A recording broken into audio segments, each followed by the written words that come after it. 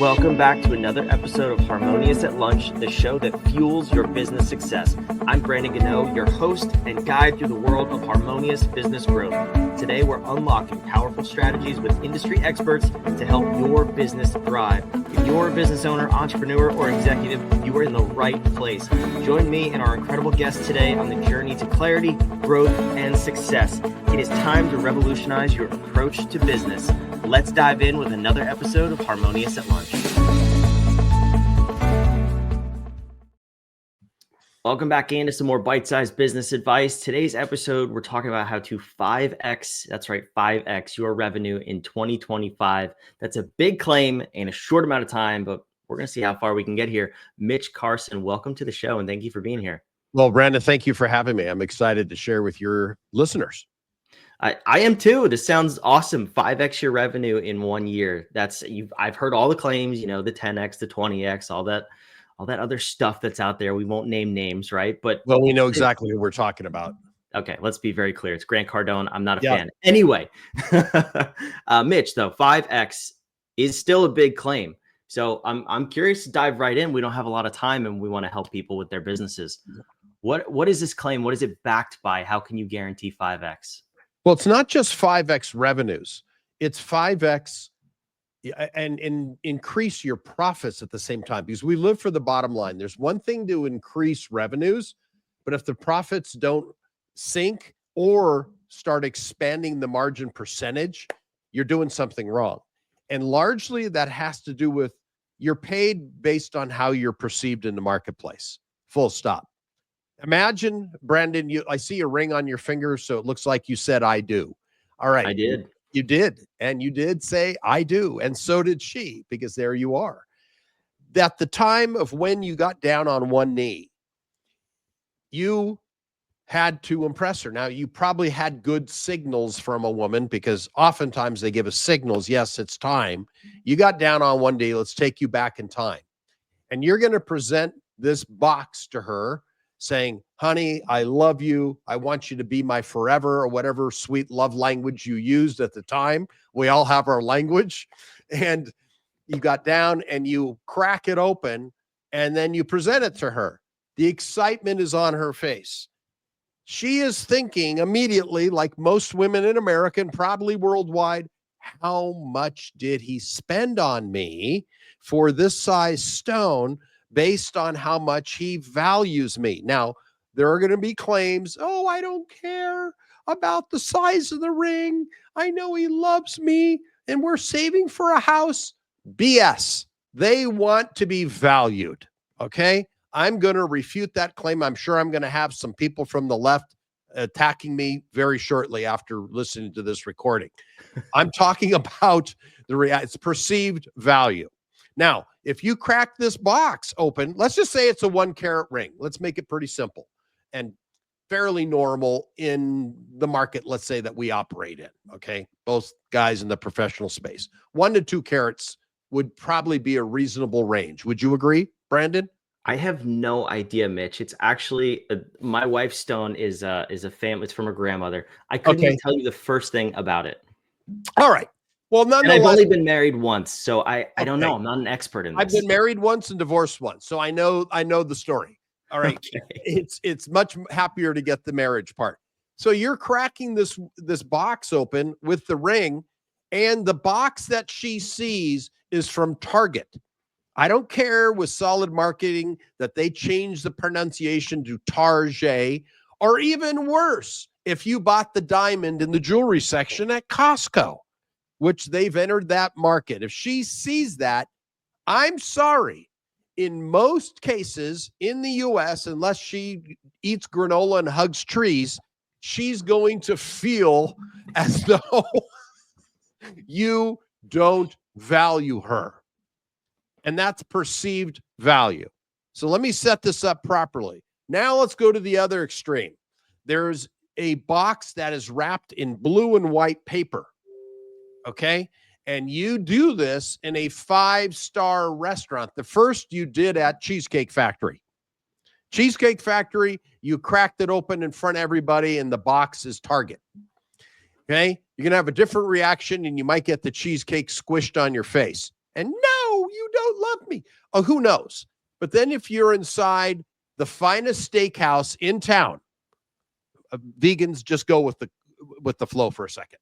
And if you're in the finest steakhouse in town and you drop down to one knee and you give her this ring in blue and white paper from Tiffany, what do you think the reaction's going to be?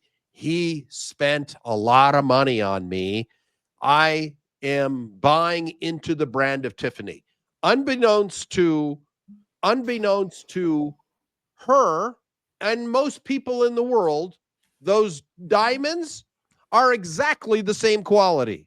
They were bought from the same people in Antwerp, Belgium, and one is packaged and sent to Tiffany, and one goes to the mall diamond buyers, diamond stores. Some goes to Zales, some goes to blah, blah, blah.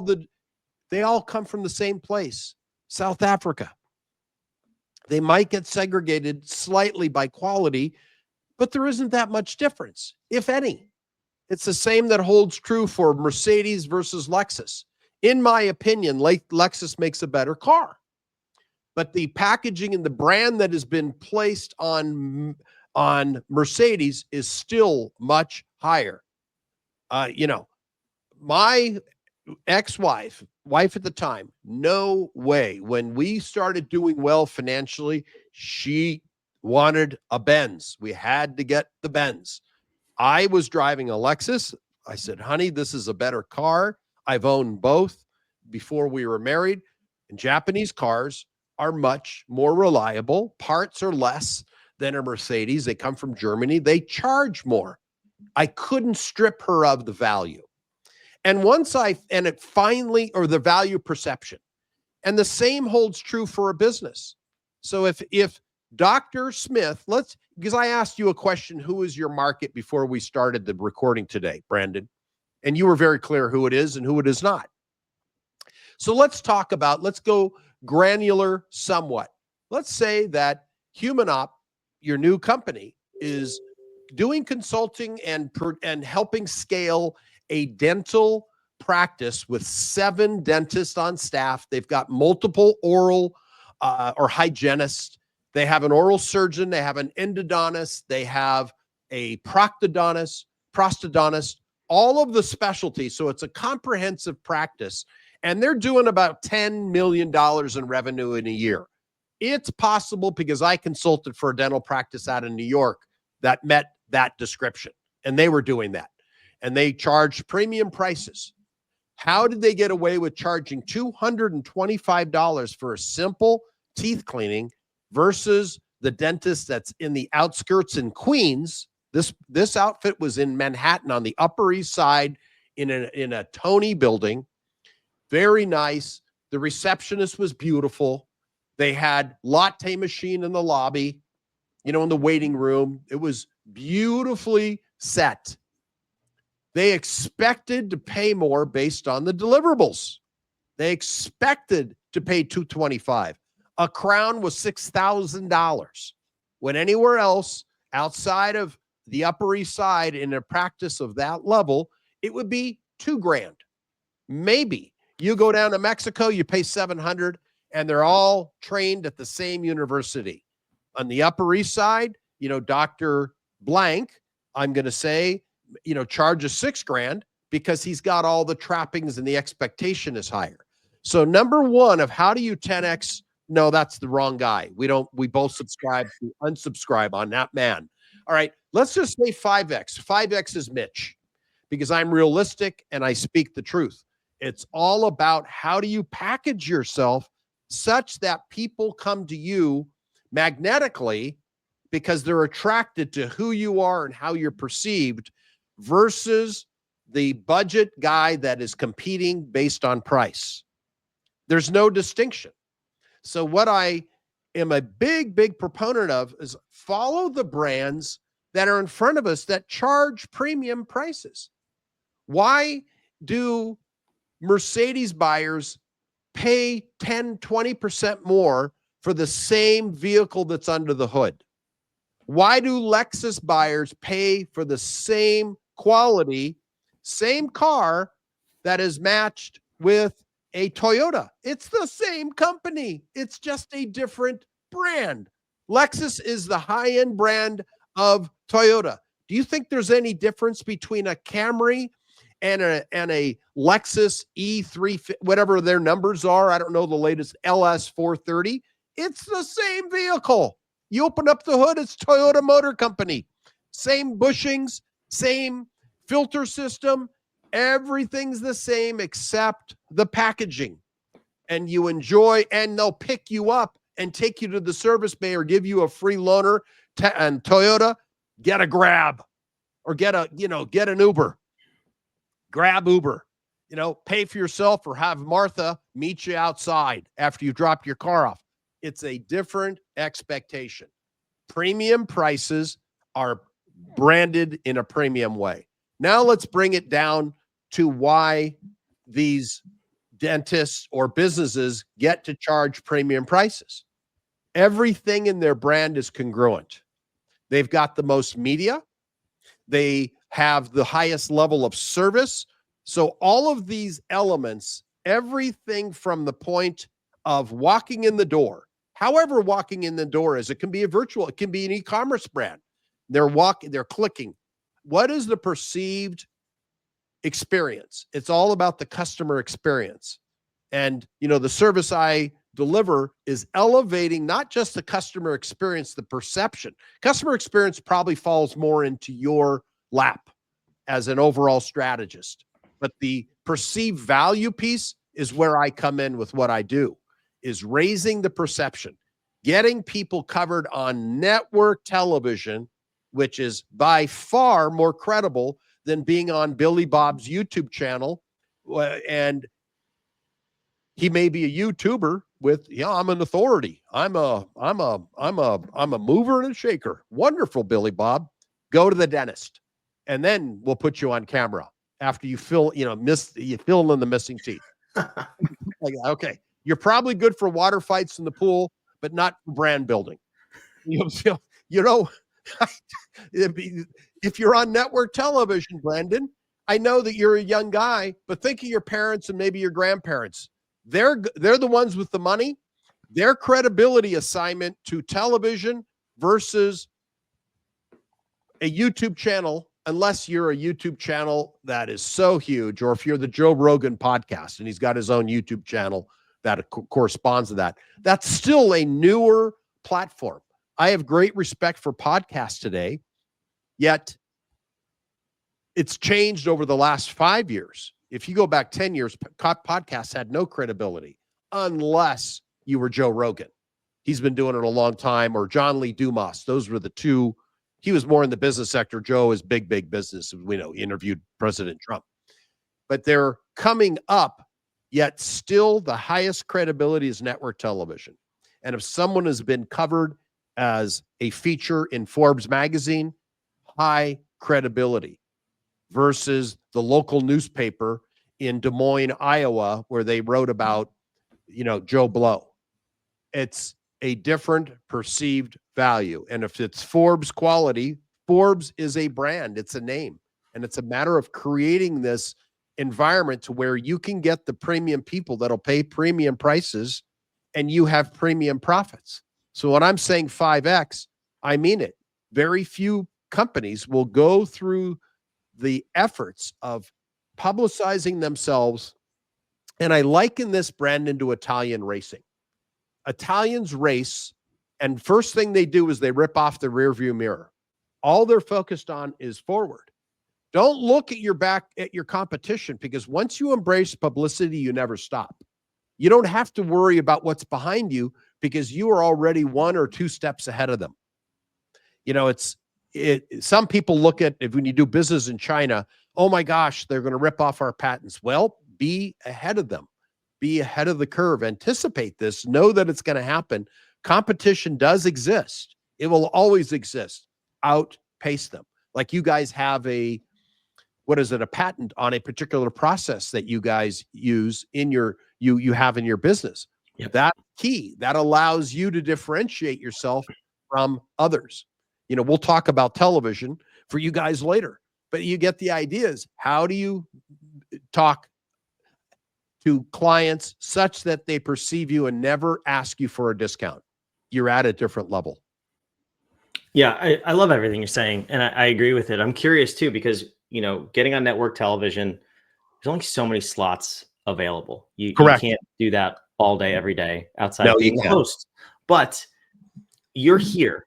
You're on Billy Bob's YouTube channel. So what is the value and the balance between hitting singles and home runs, so to speak, in getting that brand authority out for your business? Well, I think the brand authority with television is unparalleled. And Las Vegas is the market that I operate in. This is where I have my show. It is a stepping stone to climb to Mount Everest. Mount Everest for us in the television industry is New York. There is no higher market than New York City. You're on television in New York, you've hit the big time. You're at the Harvard of education. You're at the Harvard of media. That's number one. Other people say, oh, what about MIT? MIT would be Los Angeles. Of course, number two market. But I'm using Las Vegas as a stepping stone to go to the big leagues because that's where we want to go. And also, it's a stepping stone to get to Forbes, which I would liken as the ultimate print publication for business owners and online publication. I mean, there are others that are big, but Forbes usually is what comes up to number one when you survey people. Entrepreneur Press is another, if you're an up-and-coming entrepreneur, but Forbes is impressive even at the Fortune 100 level. That's the ultimate. You're on the cover of Forbes or you have a feature in Forbes. That's big time. Or Wall Street Journal is a newspaper. You're covered in the Wall Street Journal. I was interviewed for the Wall Street Journal 24 years ago, and it's a big deal. It was a big deal for me. It's like, wow, that's pretty credible. Now it's a newspaper, it's gone, but Forbes is a big deal. I was written up as somebody else was interviewed and mentioned me in Forbes, so I can refer to that. Referred to my service. She referred to me. She got interviewed by a contributor to Forbes, so I can say I was in Forbes legitimately. That's good branding. And that's what I think makes somebody, you first have to set up the flow for a business to handle the increase of 5X. And how do you do that? You set up systems, operations, and then you put the fuel in the tank, which is the branding and the publicity in order to allow that capacity to run profitably. Yeah, and it's interesting because it's really not the chicken or the egg, which most people tend to think it is. Because if you don't focus on how you deliver your service, let's call that the operations, Sure. and you flood whatever service or product you have, you flood people to it with a premium brand, with a premium aura around your business, and you drop the ball in delivering the service, you're finished. You've killed the whole thing. That's like being at the steakhouse with a Target box to take your ring out. Yeah, You exactly. have to do both at the same time. Yeah. Yeah. But planning, isn't that called planning? It is called planning. Most people don't do it. You'd be surprised. That's who we work with, is the ops, the structure of businesses, and making sure you have what it takes to deliver on your brand promise. Yes. And the word planning is foreign to some people, but that's okay. That's why we're here. That's why we're listening to the show, right? Yes. What we want to help you with. So I'm curious, for a business who does want to go this path, are there businesses where, maybe network isn't, it just doesn't matter. You're a local business. You want to stand out in a market, so to speak, a geographic location. What's the cutoff for going national, or is there one? It depends on the business, and that's why I offer a free media review. And I will just tell people, television may not be appropriate for you in most cases. For authors and people that go national, international, it's absolutely helpful, and it sets you up to then possibly get into your local market. And if your market is strictly confined to a 5-mile radius, being on TV in your local market may be appropriate. Writing in a newspaper, your local handout newspaper might be appropriate. Providing free deliverables to the local community involvements might be appropriate. The key is to do something. Do something. Think of doing something so you can rip off that rear rear view mirror. Remove it with a plan. Know where you're going and get into fifth gear so you don't have to look back. Be the differentiator in your marketplace. And it really depends on your market. Sometimes it's local advertising and marketing. Sometimes it's national. Sometimes it's international. It really depends. And you have to assess that. Yeah, I love this conversation, though, because I think often we overcomplicate growing to any scale, 5X, 2X, 10X, whatever it is. It's in a lot of cases, it's really as simple as positioning yourself correctly in the market and making sure you can deliver on that promise consistently. Yeah, And you once got to you have get the that systems down, in you can place. continue to scale. Yeah, you got to have the systems in place, Brandon, to handle that flex of new volume. Right. I mean, capacity isn't a problem we should have. If you put all this together and your capacity can't be managed, oh my gosh, you've just shot yourself in the butt. Shame on you. I agree. So call Mitch and then call me at the very same time. We'll help you out. Yeah. We'd work in tandem because you would handle the operations, which isn't my strong suit. It's not my area. I know how to make the splash. Managing the splash falls into your basket. So let's say people want to make the splash. You mentioned it before. How can they get in touch with you to see if this path to grow their business is the correct path for them? Okay, you got to use the entire URL, www.getinterviewedguaranteed.com/meet with Mitch. You'll see it in the show notes, but please include the www. The program that the calendars requires that, or are you going to see a broken link? Yes, you have to do the whole thing.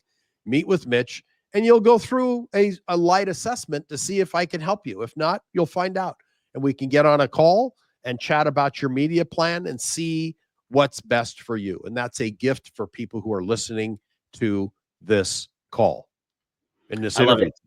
It is on the screen, the full link, www. Yes, we tested it before we started recording. That's why we're harping on that. It'll be linked correctly in the show notes, wherever you're watching or listening down below, along with Mitch's website. So if you're interested, go check that stuff out. Mitch, I can't thank you enough for being here. This was great. Great, buddy. I appreciate it. And can't wait for you to be a guest on my show. Looking forward to it. We'll put that link down there as well if it comes out before this episode does. But anyway, wherever you're watching and listening, thank you for being here. Please subscribe. We love putting out 5 episodes a week to help you build a more harmonious business and life. We will see you on tomorrow's episode of Harmonious at Lunch.